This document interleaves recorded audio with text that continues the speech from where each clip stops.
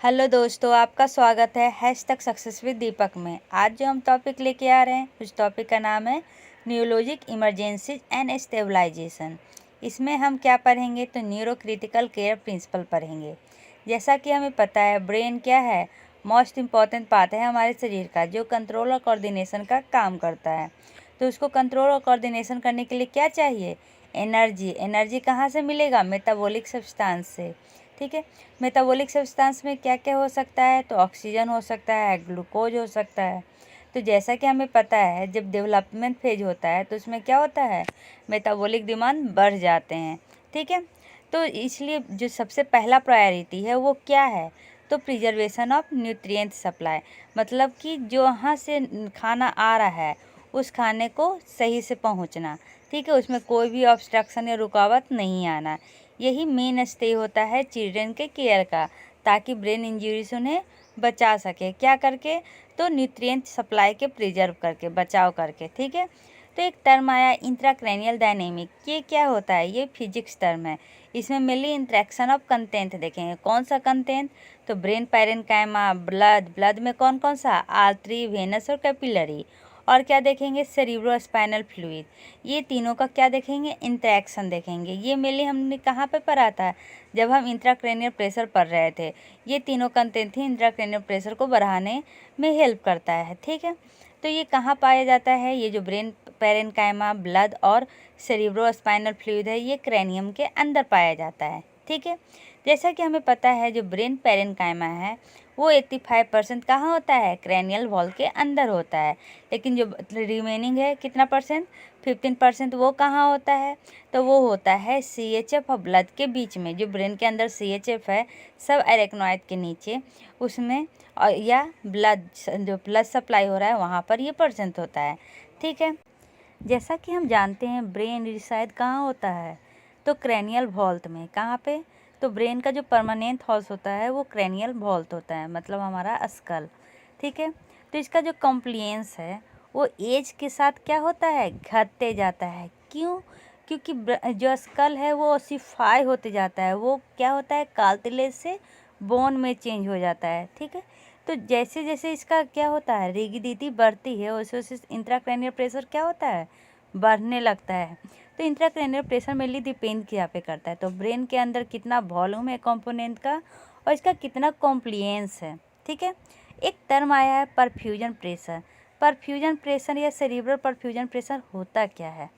तो ये एक नेट फोर्स है जिसके द्वारा क्या होता है? ब्लड ब्रेन में आता है। तो इसका क्या फार्मूला दिया है? Mean arterial pressure minus ICP। अब मीन आर्टेरियल प्रेशर क्या होता है? एक प्रेशर होता है ब्लड का जो इंटर करता है क्रेनियल में। ठीक है, उसमें ICP को माइनस कर देंगे तो क्या निकल जाएगा? Cerebral perfusion pressure. Intracranial volume क्या हो रहा है? बढ़ रहा है। तो कैसे बढ़ेगा? स्वेलिंग के कारण, मासेस के कारण। मासेस कैसे? या तो ट्यूमर हो गया है या क्या हो गया, कोई लेसन हो गया है, या increase in blood and CHF volume. ठीक है, जब वॉल्यूम बढ़ेगा तो हमारा ब्रेन क्या करेगा? कंपनसेटरी मैकेनिज्म स्टार्ट करेगा। तो कंपनसेटरी में क्या कर सकता है तो वो ICP को कम कर सकता है, इंट्राक्रैनियल प्रेशर को कम करेगा। इंट्राक्रैनियल प्रेशर कम करेगा कैसे? तो पहला CHF वॉल्यूम को कम करके। CHF वॉल्यूम कब कैसे होगा? तो पहले तो या तो वो CHF को क्या करेगा?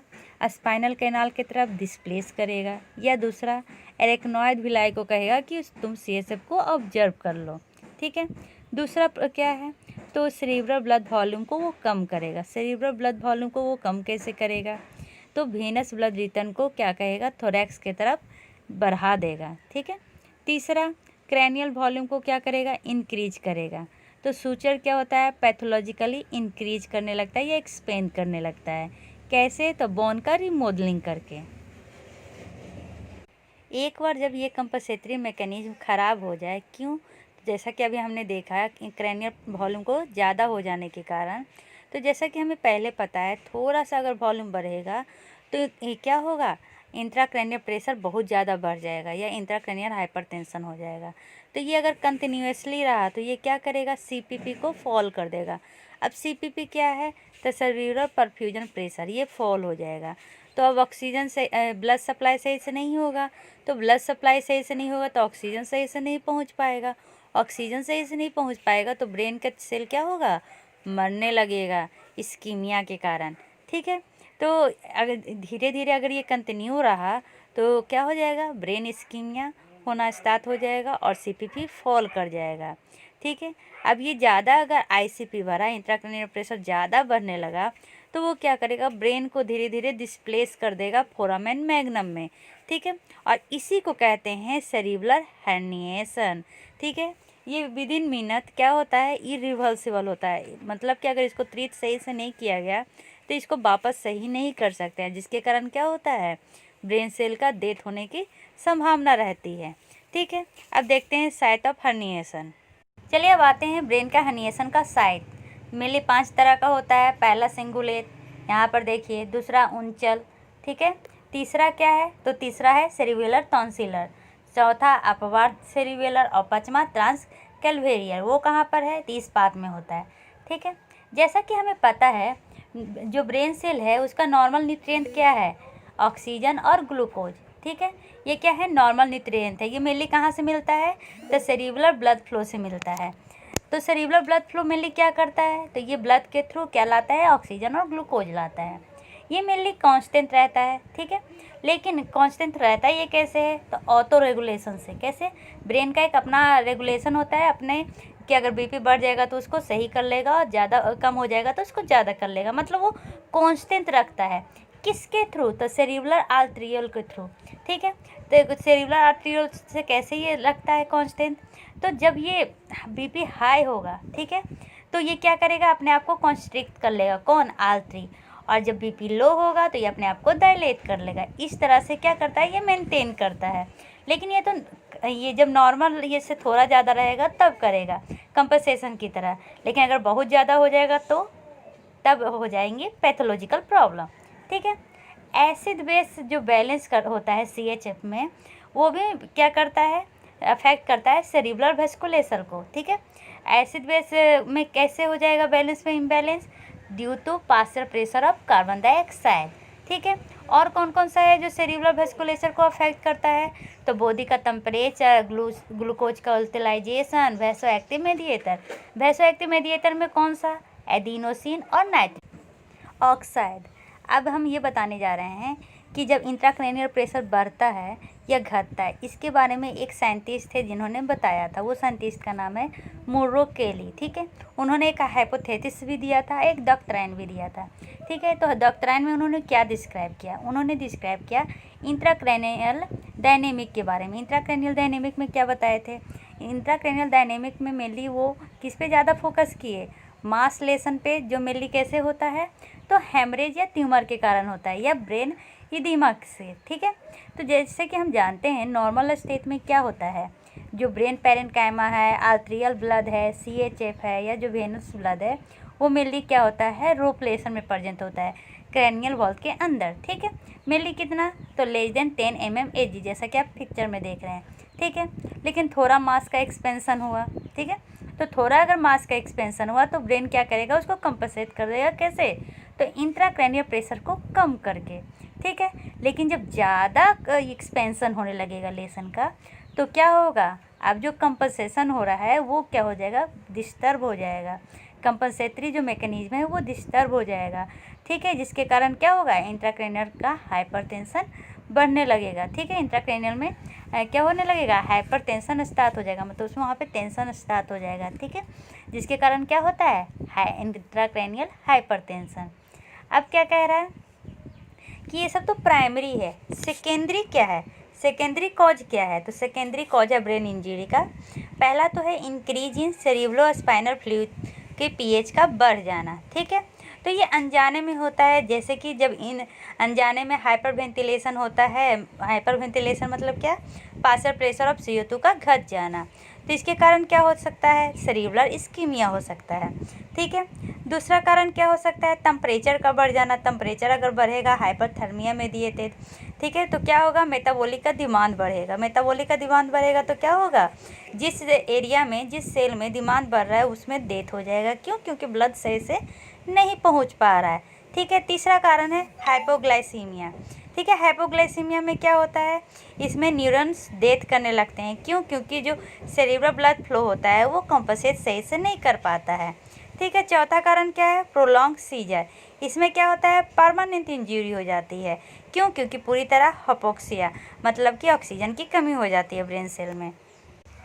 चलिए अब आते हैं इसके असेसमेंट पे। जैसा कि हम जानते हैं न्यूरोलॉजिकल असेसमेंट करने के लिए मेन जो होता है वो है ग्लासगो कोमा स्केल, GCS।